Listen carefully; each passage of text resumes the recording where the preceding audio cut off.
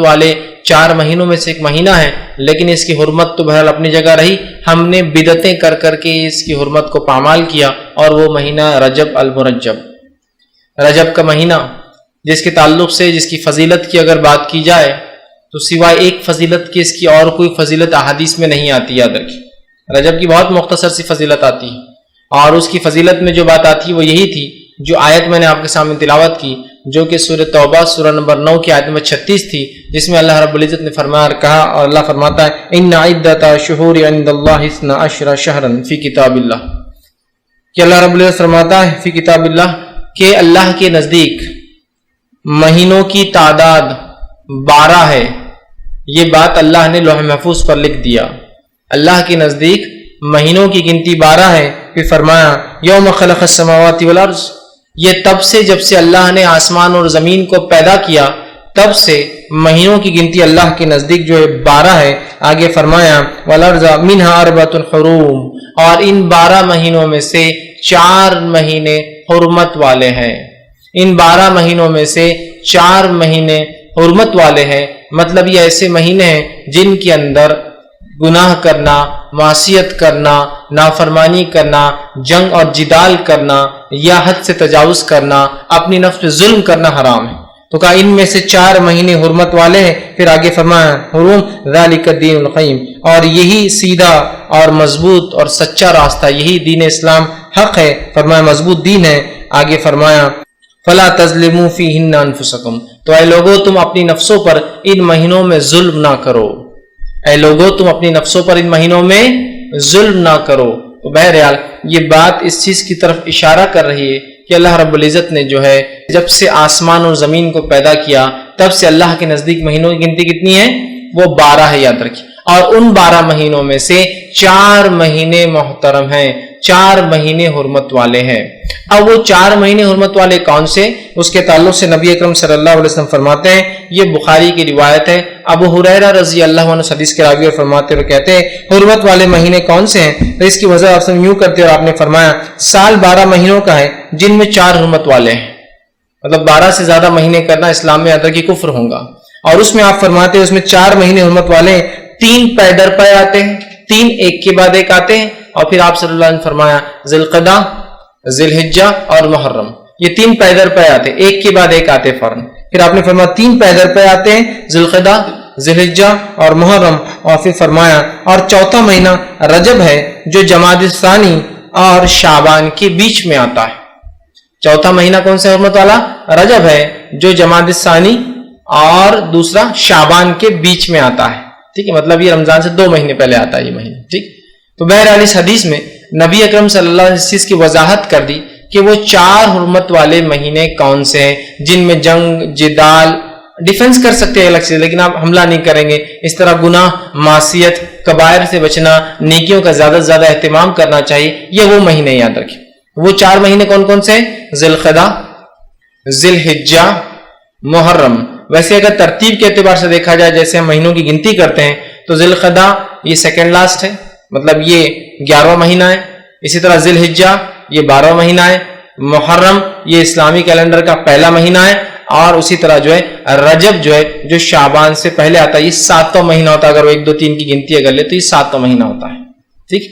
تو لہٰذا محرم، رجب، ذی القعدہ، ذی الحجہ، یا پھر اگر 3 پے در پے لے تو ذی القعدہ، ذی الحجہ، محرم، اور اس کے بعد رجب کا مہینہ آتا ہے۔ تو اب رجب کے بارے میں یہ چیز تو واضح ہوگی کہ حرمت والا مہینہ ہے، لیکن اس کی حرمت کے علاوہ اور کوئی فضیلت اس مہینے کی نہیں آتی ہے، جیسے کہ لوگوں کو دیکھا جا رہا ہے کہ جو ہی رجب کا مہینہ آتا ہے مختلف قسم کے اعمال، مختلف قسم کے افعال لوگ کرنا شروع کر دیتے ہیں۔ جیسے مثال کے طور پر کچھ لوگ مخصوص نمازوں کا اہتمام کر دیتے ہیں جیسے صلاۃ الرغائب ہے یا اس کے علاوہ اور کچھ نمازیں۔ کچھ لوگوں کا یہ حال دیکھا جاتا ہے کہ مخصوص روزوں کا اہتمام کرتے ہیں، جیسے کہ پہلے جمعرات کا روزہ یا پہلے جمعے کا روزہ رجب کے، اسی طرح جو ہے رجب کے 27 کی رات کو جاگتے ہیں اور اس کے بعد وہ جاگنے کے بعد دن میں جو ہے روزہ رکھتے ہیں، اسی طرح اور بھی مخصوص روزے ان ایام میں رکھتے ہیں، اور اس کی مختلف فضیلت، ایک روزے رکھنے کی یہ فضیلت، 2 کی یہ، 3 کی یہ، 7 کی یہ، 8 کی یہ، 10 کی یہ، 15 کی یہ، مہینے بھر کی یہ فضیلت بتائی جاتی ہے۔ اسی طرح کچھ لوگوں کو دیکھا جاتا ہے کہ 27 رجب کو جو ہے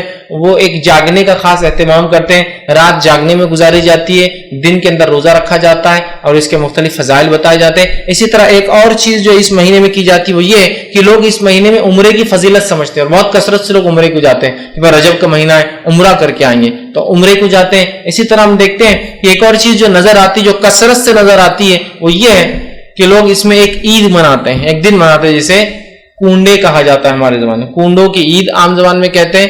تو کنڈے منائے جاتے 22 رجب کو، 27 رجب کو جو ہے رات میں جاگ کر دن کا روزہ رکھا جاتا ہے 27 کا۔ اسی طرح اس میں مختلف روزوں کی مختلف فضائل لوگ بیان کرتے ہیں، اور اسی طرح جو ہے اس مہینے میں عمرے کی کچھ فضیلت سمجھتے ہیں کہ عمرے کو جانا فضیلت ہے، اور اسی طرح کچھ مخصوص نمازیں پڑھتے ہیں۔ تو اگر میں اس بات کو یہاں یہ رکھنا چاہوں کہ ماہ رجب کی فضیلت کیا ہے، تو بس ماہ رجب کی صرف ایک فضیلت ہے، اور وہ فضیلت ہے یہ مہینہ حرمت والے 4 مہینوں میں سے ایک ہے، بس اتنی ہی فضیلت ہے ماہ رجب کی۔ اس کے علاوہ نبی اکرم صلی اللہ علیہ وسلم اس مہینے میں نہ عمرہ ثابت ہے، نہ مخصوص روزے ثابت ہے، نہ مخصوص راتیں جاگنا ثابت ہے، نہ مخصوص نمازیں اور مخصوص عبادتیں ثابت ہے، اور نہ ہی مخصوص وہ جو ہم کنڈے کرتے ہیں، ایک میٹھی عید کرتے ہیں، اس میں خوب کھاتے اور پیتے اور کھلاتے اور پلاتے ہیں، یہ عید کا کوئی وجود ثابت ہے۔ لیکن یہ حرمت والا مہینہ ہے، اللہ کہہ رہا ہے کہ ان حرمت والوں میں اپنے نفس سے ظلم نہ کرو، لیکن اللہ ہم پر رحم کرے۔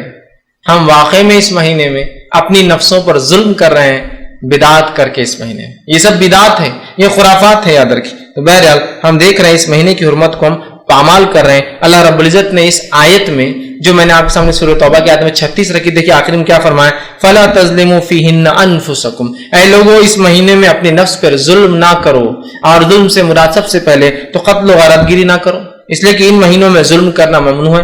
ویسے تو ظلم سارے سال ہی منع ہے، یاد رکھیے، ان مہینوں میں خاص طور سے اس کی حرمت بڑھ جائیں گی، ان مہینوں میں خاص طور سے ان سے رکنا ہے۔ نیکی تو ویسے ہمیشہ کرنا ہے، ان مہینوں میں خاص طور سے نیکی میں اضافہ کرنا ہے، یہ بولنا چاہ رہا ہوں، ٹھیک۔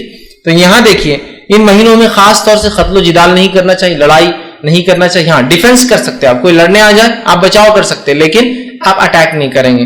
یہ اللہ رب العزت نے سورہ بقرہ سورہ نمبر 2 آیت نمبر 217 میں اس کی وضاحت اس طرح سے فرمایا، یسألونک عن الشہر الحرام قتال فیہ، کیا آپ سے سوال کرتے ہیں کہ یہ حرمت والے مہینوں میں قتال کرنا کیسا ہے؟ اللہ نے جواب دیا فیہ کبیر، تو اللہ نے فرمایا قتال فیہ کبیر، ان میں قتل و غارت گیری کرنا بہت بڑا جرم ہے، بہت بڑا گناہ ہے۔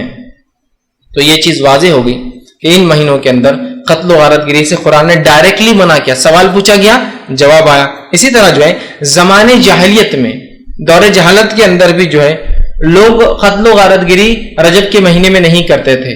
اس کا مطلب یہ ہوا کہ رجب کے مہینے کی حرمت عربوں کو پتا تھی، دور جہالت میں بھی حرمت مانتے تھے، اور یہ جو حرمت والے مہینے دور جہالت میں بھی عرب ان کی حرمت کو پامال نہیں کرتے تھے۔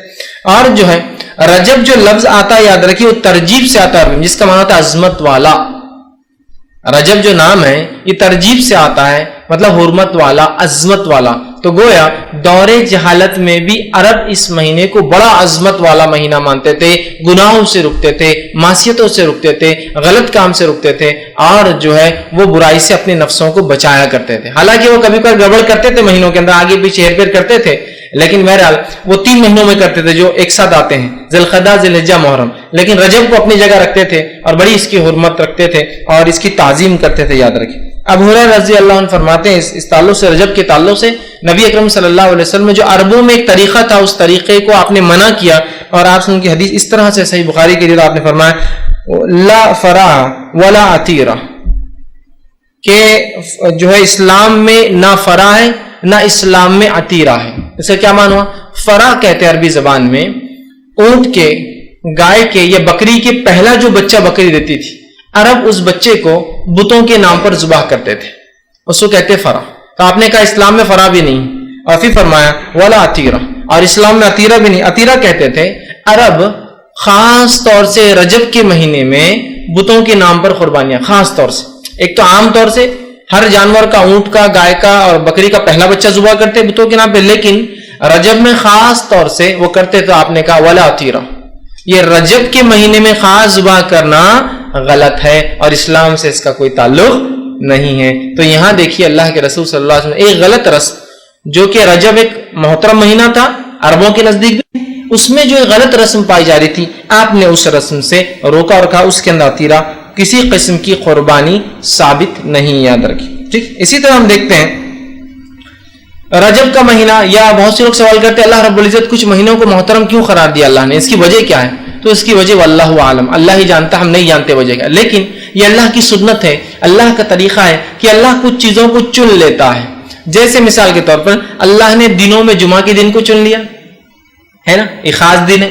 اسی طرح جو ہے اللہ رب العزت نے کتابوں میں اپنی کتاب قرآن کو چن لیا. اسی طرح زمین پر جو اللہ رب العزت نے مسجدوں کو چن لیا, اسی کی مسجد اللہ کا گھر ہے نا. اسی طرح ہم دیکھتے ہیں مہینوں کے اندر اللہ رب العزت نے حرمت والے مہینوں کو چن لیا.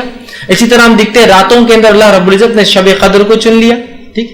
اسی طرح ہم دیکھتے ہیں انسانوں میں اللہ رب العزت کچھ انسانوں کو چن لیتا ہے جن کو انبیاء کہا جاتا ہے.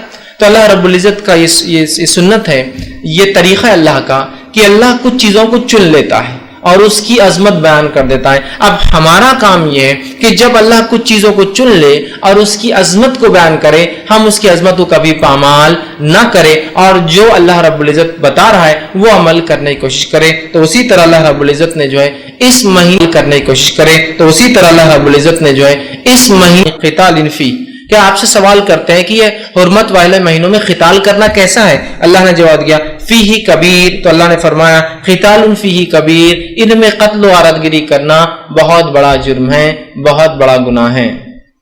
تو یہ چیز واضح ہوگی کہ ان مہینوں کے اندر قتل و غارت گری سے قرآن نے ڈائریکٹلی منع کیا. سوال پوچھا گیا, جواب آیا. اسی طرح جو ہے زمانے جاہلیت میں, دور جہالت کے اندر بھی جو ہے لوگ قتل و غارت گری رجب کے مہینے میں نہیں کرتے تھے. اس کا مطلب یہ ہوا کہ رجب کے مہینے کی حرمت عربوں کو پتا تھی, دور جہالت میں بھی حرمت مانتے تھے, اور یہ جو حرمت والے مہینے دور جہالت میں بھی عرب ان کی حرمت کو پامال نہیں کرتے تھے. اور جو ہے رجب جو لفظ آتا ہے یاد رکھیے وہ ترجیب سے آتا ہے, جس کا معنی ہوتا ہے عظمت والا. رجب جو نام ہے یہ ترجیب سے آتا ہے, مطلب حرمت والا, عظمت والا.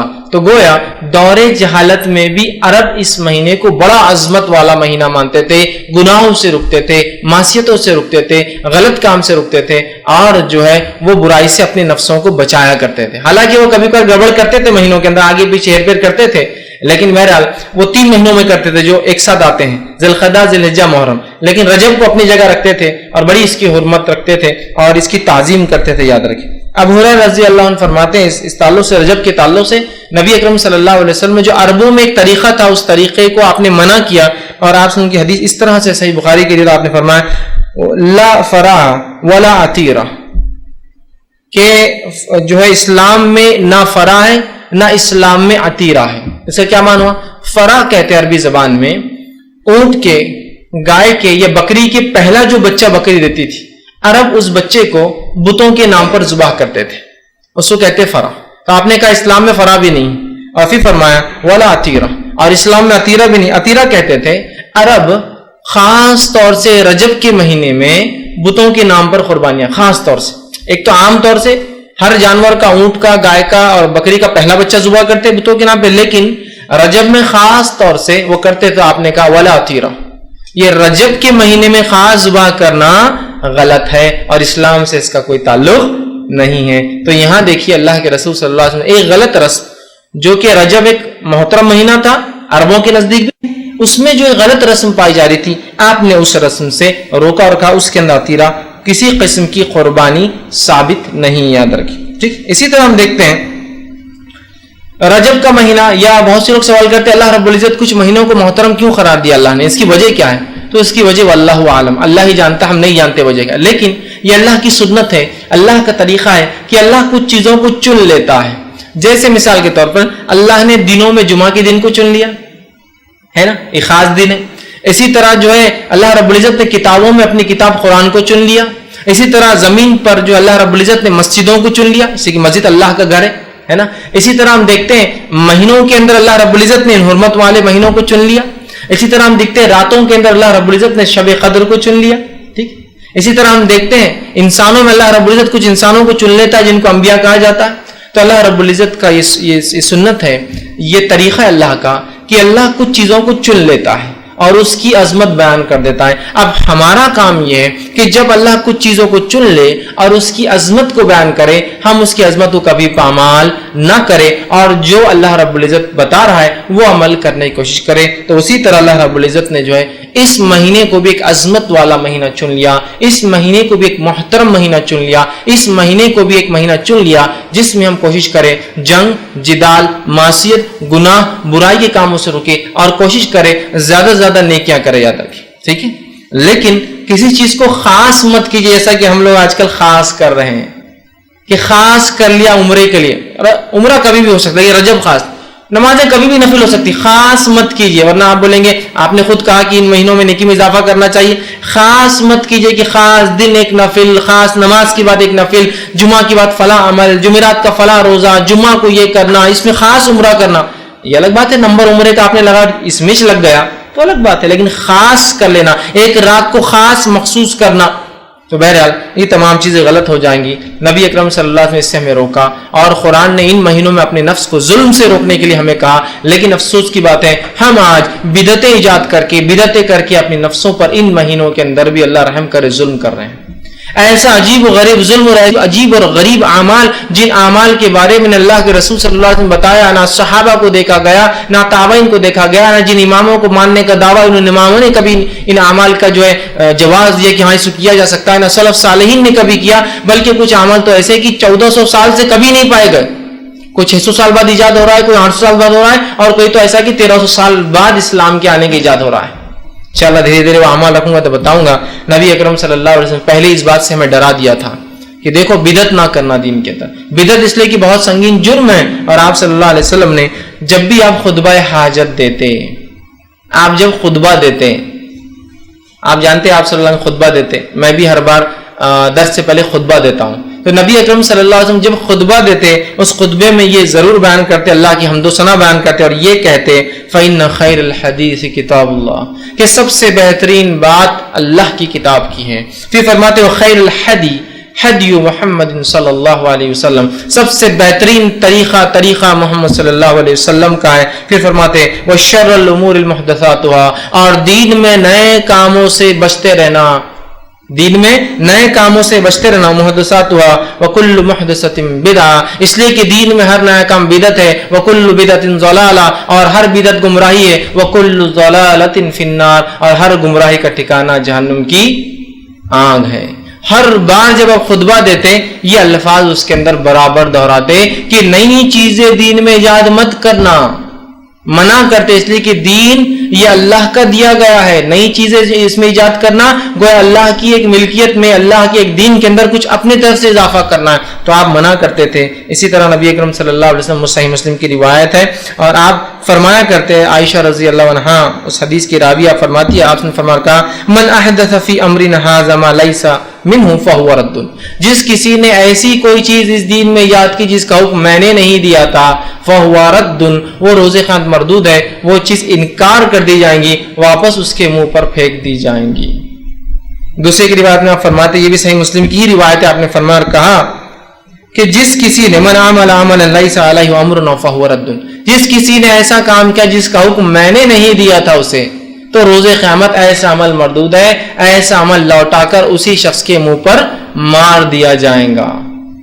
تو ہم دیکھ رہے ہیں بدعت کتنی بڑی گمراہی ہے کہ آپ صلی اللہ علیہ وسلم ہر خطبے میں بدعت سے بچنے کا حکم دے رہے ہیں۔ نبی اکرم صلی اللہ علیہ وسلم کہہ رہے ہیں کہ بدعت گمراہی ہے، بدعت سے اپنے آپ کو بچاؤ، جو ایسا کوئی نیا کام کرے گا جو میں نے نہیں کیا وہ جو ہے مجھ سے بری ہے، یا اس عمل سے ہم بری ہوں گے، وہ عمل اس کے منہ پہ مار دیا جائے گا، وہ عمل مردود ہے۔ لیکن اس کے بعد بھی ہم دیکھتے ہیں حرمت والے مہینے جیسے آتے ہیں، چاہے رجب آؤ یا اسی طرح محرم آؤ، ہم دیکھتے ہیں اتنے خرافات، اتنے بدعات، اتنی نئی نئی باتیں، اتنے اعمال اور اتنی عجیب و غریب عبادتیں ہم نے ایجاد کر لی۔ اللہ رب العزت رحم کرے، حالانکہ اس نے اپنی کتاب میں فرما دیا ان مہینوں میں اپنے نفس پر ظلم مت کرنا۔ بہرحال آگے آئیے، اب جو ان مہینوں میں کچھ اعمال ہم غلط کرتے ہیں جو بدعت ہے ان کا تذکرہ کرتا ہوں۔ پہلا عمل جو اس مہینے میں کیا جاتا ہے جس کو سنت سمجھا جاتا ہے اور بڑے اہتمام سے لوگ کرتے ہیں، اور راسخ جو اپنے آپ کو دین کے اندر جن کو ہم راسخ پاتے ہیں، جو بہت قدیم قسم کے لوگ ہیں، جو بہت شدید اعتبار سے اسلام پر عمل کریں، جو عمل کرتے ہیں اس مہینے میں جو ثابت نہیں، یاد رکھیے۔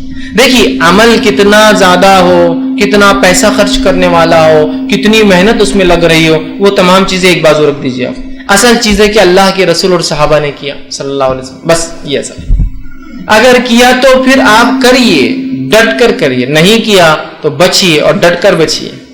تو آئیے سب سے پہلی چیز جو کرتے ہیں وہ ہے صلاۃ الرغائب. یہ قسم کی نماز, اس کا نام ہی لوگوں نے صلاۃ الرغائب, یہ نام لیکن نماز کا کسی فقہ کی کتاب میں کبھی نہیں ملے گا آپ کو. یہ نماز کا تذکرہ کبھی کسی محدث کے پاس آپ کو نہیں ملے گا. لیکن ایک یہ موضوع روایت ہے, ان موضوع اور من گھڑت روایتوں کو لے کر یہ نماز کو بنا دیا گیا جس کو صلاۃ الرغائب کہا جاتا ہے. اور یہ بڑے عقیدت کے ساتھ رجب آتے ہی لوگ اس کا اہتمام کرتے ہیں. اس نماز